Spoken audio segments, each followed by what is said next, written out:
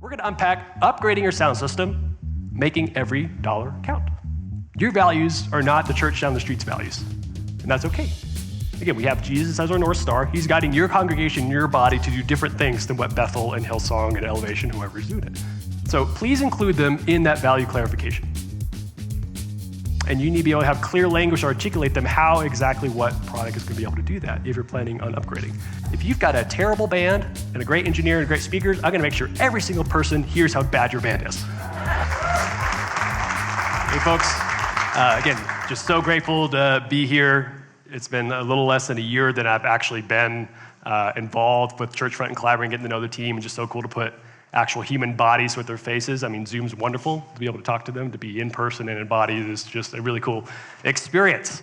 All right, let's get going. So I'm a sound system designer, and I mix concerts. A little bit of background, but okay. We getting slides? Cool, awesome. All right, I want to talk to you about a tale of two churches. This is my brother-in-law's church, Grace Church in Benbrook, Texas, right near Fort Worth. And this was before. They got a couple of K-12s, some speakers up there, and they needed some help. All right? So Jeffrey is quite the MacGyver. He has like chickens in his backyard, is growing a bunch of things. Like he's the guy on Chopped, when it's like, hey, I have a cuttlefish, some like 10-day-old bacon, and some rosemary, and it's going to be awesome. Like, he can do that. And so that's just kind of like the ethos of him, and I love him to death. He gets a lot of good things done. But that's just kind of the scale for what's going on with that church, but they were unhappy with the sound, and they said, hey, can you come help fix it? And like a good brother-in-law, I was like, sure, let's make this happen. So I had a couple of K-12s in the air, and on the bottom rectangle, a sub under the stage, and a couple of just the cutest speakers in the world, the CP8s. Can we get some love for CP8s? You like, just put them in your back pocket. It's awesome. Okay, so they had a $12,000 max budget, but we want you to do it right. You ever want to be like, we don't have this much money, but we want the world, please. Thank you, okay? Church has never asked for that, right? Never, ever, ever. But we trust you. You got it, bro. I was like, okay, cool. So I pulled up some fancy pants production software and put in, it was like, here's where we were. So those of you who don't like looking at nerdy graphs like me, from the room is long, the top half of the page is from left to right, the speakers, and then that's a side view on the bottom. So you can imagine in the front, red means loud, green means less loud. Or for those of you who are colorblind, it's this. So, all right, okay? That's what's happening, okay? So I needed to solve that problem, so I was like, man, let me get to work. I got $12,000. I'm like the sound physics guy, let's do it. And I was like, scrolling through the catalog, I could throw this speaker in there, that speaker in there. And I was like, wait a minute, what if we could repurpose what they already have? Why not? Let's give it a shot. So I ended up designing, took these two K-12s that were here and just went, did like a main and delay. And so one of them took the green zone, one of them took the blue zone, and they had the two little cute CP8s and little front fills for the very front. It was a lot of fun. So I was like, hey, simple to install, saves money. They only paid for the integrator. Didn't have to buy any new gear, and it sounded great. And I was like, I got you. Yes, so I was really proud of that project, getting to help out family, and I was like, this is really cool. Very next project, similar long room, very low ceiling. This is their current thing. They had those boxes. It was actually 3 rows of speakers. So again, with such a long room, low ceiling, you have to do that. Or again, it's that same problem of really loud in the front, not so great in the back. They had a $70,000 budget, so a little bit more. They liked D&B speakers, which is like the German equivalent of these Meyer speakers up here. So really nice stuff. And we trust you. So it's like, cool, great. They found me on YouTube, and I'm some guy on the internet that they trusted with $70,000 and said, go. Okay, that was great. Just some guy on the internet. And I came up with another fancy graph. I had recently struck up a relationship with a company called Fulcrum Acoustic that I really like using, and I just said, I'm going to try them. I think they still sound amazing, but it's a little more economical, and I was like, let's go here. So I had a bunch of different speakers, some downfills, 2 flown subarrays, bunch of fancy pants stuff, and I was like, this is going to sound great, and it's $18,000 under budget. And now again, I was like, man, I got this. Crushed it. And then I presented the design to the worship pastor and the tech team, and they're like, this looks great, but why didn't you use the $70,000? Plot twist. Usually church is all about saving money. Usually. But this one was not. Or not that they wanted to waste money, but they actually doubted my expertise on what I wanted to do because they're like, we've trusted you to take us as far as you can go with, we've decided that this amount of resources can get where we want to go, and you didn't allocate it or use it. So we're now questioning, are we leaving something on the table because this $18,000 is not being allocated where we thought it could be? So, where did I go wrong? So I had an assumed value set of that church. And just because it's been the norm of me working with other churches that usually like, hey, we want to get a lot of value for our dollar. We'll talk about that word value a little bit later. But I had overlaid that on them, which isn't fair. So basically, I said my solution was greater than their problem. And we need to take that little sign and flip it. I need to fall in love with their problem before I fall in love with my solution. So how can we prevent this and unpack it a little bit? So I think it's two solves. So I'm going to give away the punchline a little bit. So as churches clearly articulating their values and pain points, even though you may not have language for it, we're going to talk about that. And as integrators, aka the people who are usually designing and putting in the system and seeing it through to completion, keeping those values and pain points as their North Star, instead of importing false values or chasing shiny new toys, which we've never done that, ever. And just remember, the integrator might be you. I know Rylan gave a wonderful talk about DIY worship, and sometimes you do have to DIY. So sometimes you're one and the same, of being have to understand that value and make it be realized. So a little bit of background about me. I'm a bass player first. I love getting to play. Yeah, keep the bottom. I still like the mix shows, and so I get to go do 90% of my design work is within the church, but 90% of my mixing gigs are outside of the church. So I'm kind of like this spanning the middle ground, which is a lot of fun. And I like really cool big sound systems. So this is actually my buddy's Michael Lawrence, his gig, and this is just a sick looking picture of his rig. And so anyway, it's a really cool Meyer system. So anyway, we're gonna unpack upgrading your sound system, making every dollar count, okay? So here are 4 steps to a successful sound upgrade with 4 easy payments of $9.97. JK, step 1, clarify. Step 2, plan. Step 3, execute. Step 4, sustain. The windmills are free. All right, so let's clarify and plan. Let's just unpack those first 2. I think it's going to help you go make sure you're going the right way when you're choosing to upgrade your system. So step 1 is to clarify. And that comes first with articulating your pain points. So let's have a really fun pain points exercise. So I want to ask you the question, what's after your butt? Oh, what's after your butt?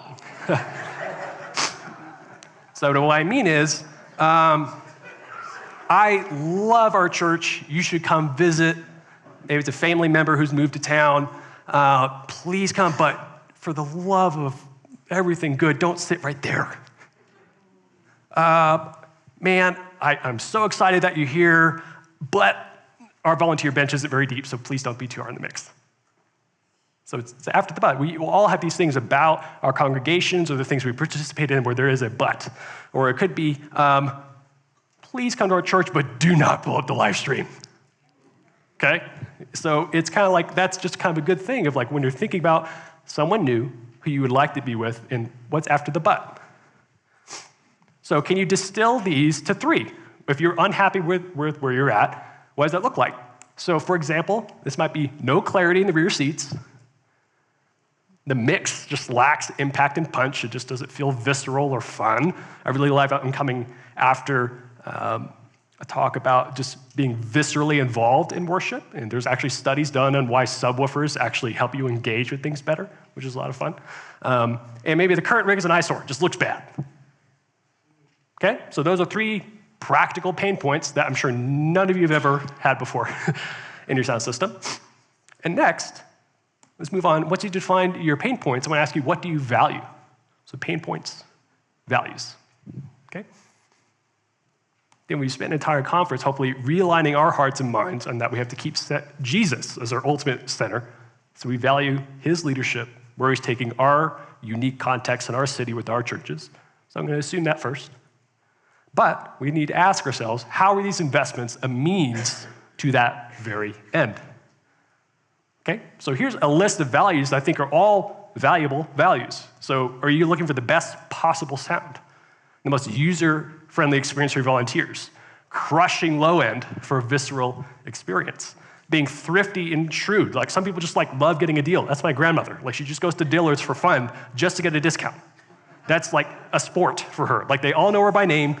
I have way too many socks I've never worn. Like, thanks, Grandma. Like she's a wonderful lady, but that's what's fun for her. Is it effortless engagement for everyone within your congregation? Is it sharing the space with the community? Right? What about you really want to make sure it's user-friendly? Again, what Rylan mentioned, like you had to make sure the same system's in the youth room versus the main room. Or longevity. You want to make sure this thing's going to be around for a long time. How about you distill those to 3? So we've already got our 3 pain points. Distill those down. A visceral worship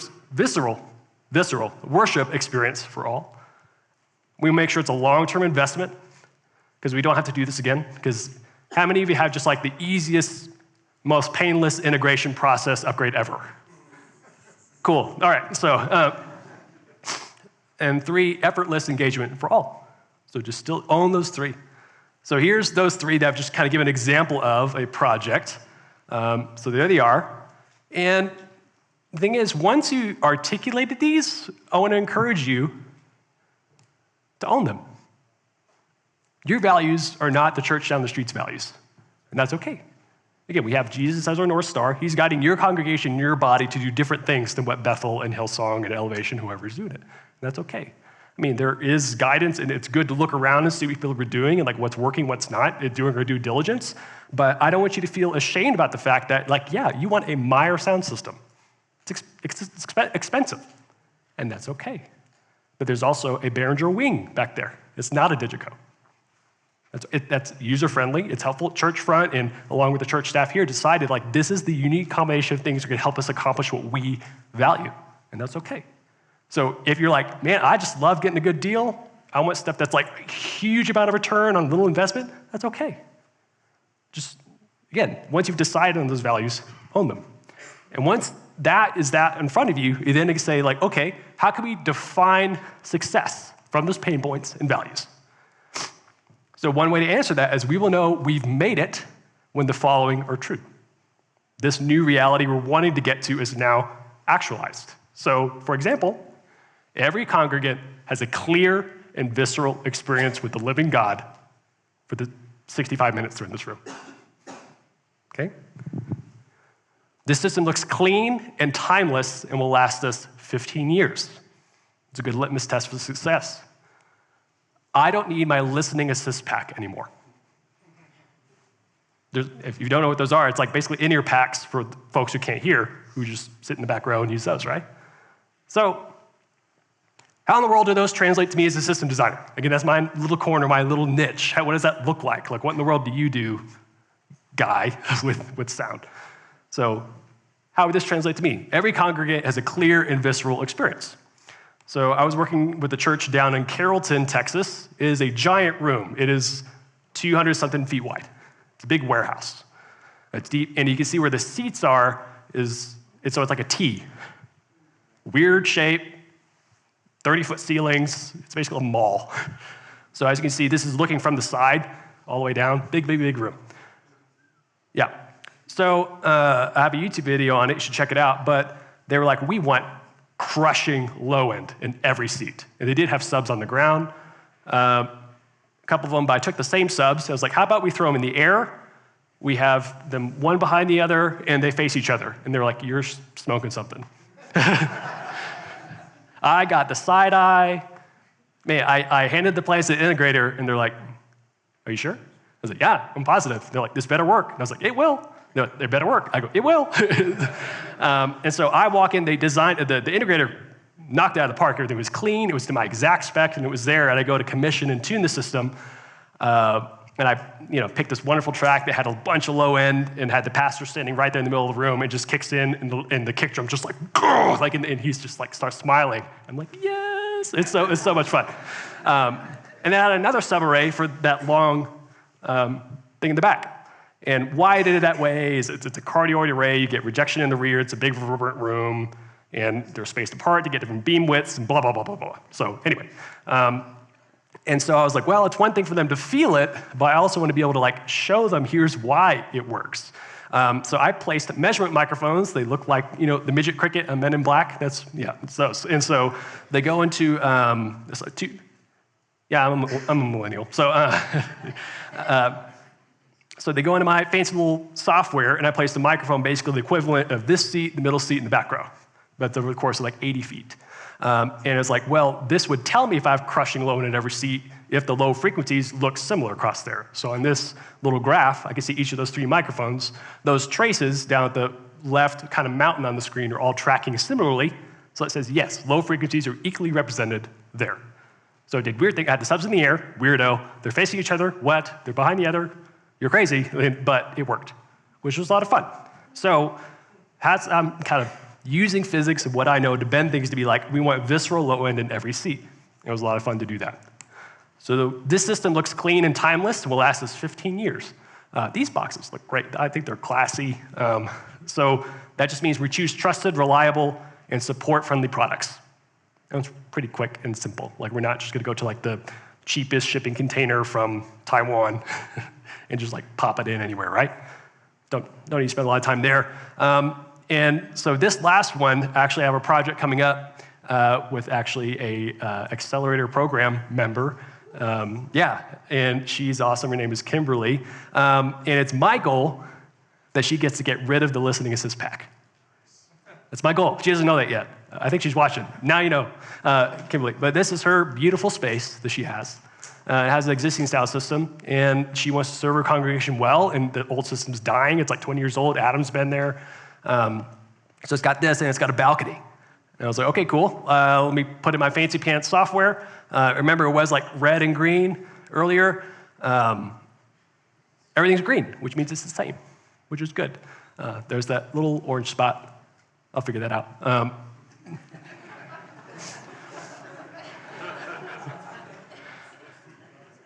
Progress, not perfection. Okay. But I can say, like, with data, again, this is ahead of time. I'm going to go tune it in a couple weeks, but like, it is a 98% coverage within a plus or minus 1.5 dB weighting with the A weighting within like the intelligibility part of the spectrum. So I'm using that guidance of like, we want clear intelligibility for everyone in the congregation in every single seat. And that's how I go about doing that. So again, those are values. Having those distilled and clear for you and making them clear for someone who is doing your design or integration is vital to making sure we're all going the same direction. All right, step 2, plan. How do we translate our values into investments? So here's the fun part where we're scrolling Sweetwater, right? Okay? Before we talk about Sweetwater, I want to talk about what's the least important part in an airplane. Tell me. The windows, those are important. Maybe, what? Wi-Fi, sure, yeah, read a book. Great, okay. Okay, so that's, I would say, least important on the airplane. What's the most important part of the airplane? I've heard the plane, great, yeah. So I heard pilots, I heard landing gear, I heard the wings. But here's the thing, if any one of those systems failed, you're toast, right? So how can we say what's most important? In the same way, here are 10 things we can do to improve the church music audio experience. You get better musicians, instrument quality, song selection, room acoustics, green room coffee quality, speaker selection, placement, aim, and processing, mixing console processing quality, mix and tuning capabilities, music detecting coordination, audio ecosystem infrastructure, and documentation. Great. Here are 10 things that if you yank out any one of them, the plane falls out of the air. So we have to be in this delicate balance of like how we kind of just making sure all this thing flies with the same North Star. So here's the thing. Improving in any of these domains will give you a better product, but improving some of these is a game changer, right? So here's my specific niche I found myself in is like deciding what speakers you need, where to put them, and why, and how to tune it, and make it sound good in every single seat. That's my goal. But if you've got a terrible band and a great engineer and great speakers, I'm gonna make sure every single person hears how bad your band is.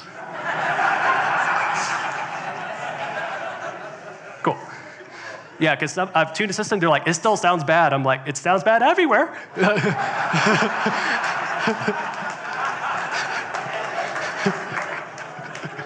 So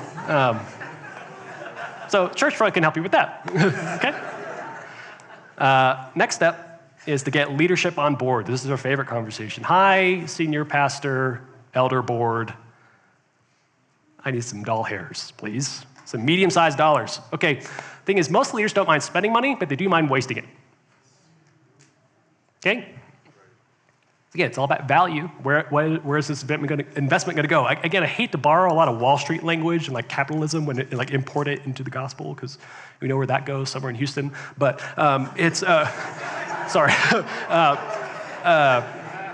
But again, it's okay to spend it as long as you've aligned yourself around these values to know where you want to go. Is that serving your body? The thing is, your leadership probably doesn't mind spending money, but they do mind wasting it. And they're probably not audio nerds. You are. Or audio, video, lighting, cattle wrangling, church website design nerds. So please include them in that value clarification. And you need to be able to have clear language to articulate them how exactly what product is going to be able to do that if you're planning on upgrading. And also remind them, like a sound system should be a 15-year investment. A good one. Okay? And so when they're looking at this sticker of like $100,000, $50,000, $20,000, that's going to mean different things for each size church. Like, that's 15 years if done right. And again, they're buying solutions, not gear. Okay? If it's orchestrated together according to our values. And then lastly, this is everyone's favorite part, choosing your design and implementation team. So who's actually going to pull this off? Who are you going to trust to do it? So what are some good questions to ask of them? This is the part where you might take notes. What are your design deliverables like? Can I talk to some recent customers? What does ongoing support look like? Have any of you ever had an install that went kind of okay, and then the first Sunday happened, and then it was like Homer Simpson like disappearing into the, yeah.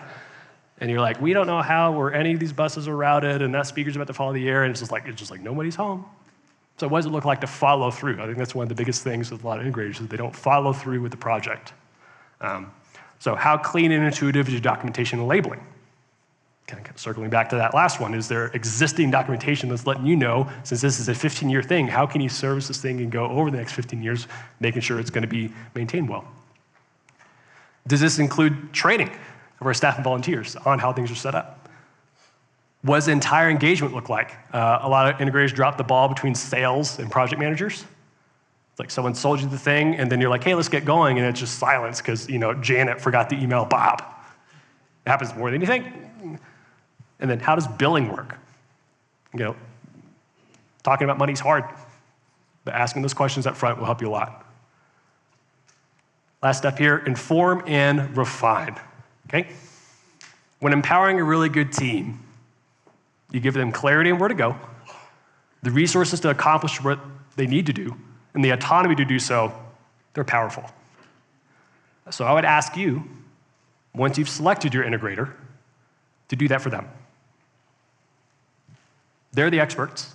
That's why you're reaching out to them. So whether that's somebody big like Amplio or Pentegra or whatever, if you need that type of service, then do that. I want to be clear with you.